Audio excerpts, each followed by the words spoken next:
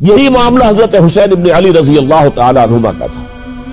وہ بھی نہایت شجاع، نہایت جری، نہایت بہادر. انہوں نے بھی کہا کہ یہ غلط قیصر و کسریٰ کی روایت جو شروع ہو رہی ہے اسے ہم نے ریزسٹ کرنا ہے اور اسے ہم آگے نہیں چلنے دیں گے.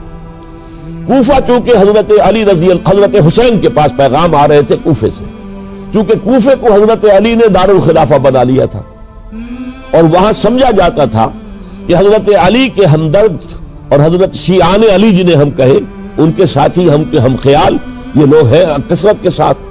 اور وہاں سے اب خطوط کا تانکا شروع ہو گیا، آپ یہاں آئیے، ہم بےتاب ہیں، آپ کا استقبال کریں گے، آپ کے ہاتھ پر بیعت کریں گے تاکہ یہ جو قیصر و کسریٰ کی سنت شروع ہو رہی ہے اس کو روکا جا سکے. وہ تانتا بجا ہوا ہے خطوط کا.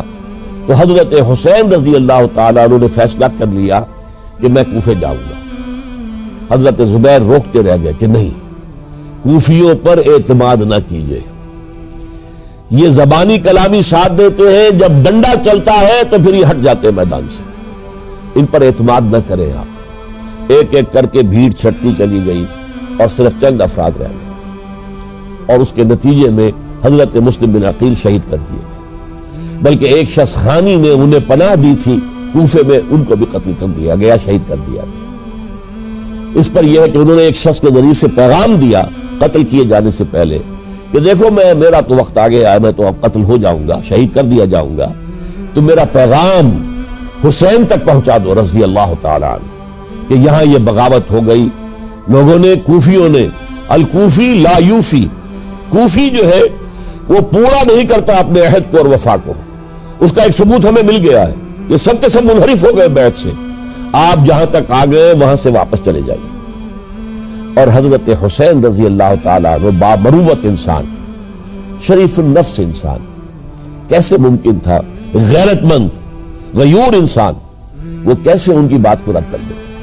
لہذا اچھا چلو چلتے ہیں کوفے کی طرف. آگے بڑھتے چلے گئے، کربلا میں پہنچ گئے. جو کچھ وہاں ہوا ہے پھر آپ کو معلوم ہے. یہ ہے 10 محرم الحرام سن 61 ہجری. کیا مطلب ہے؟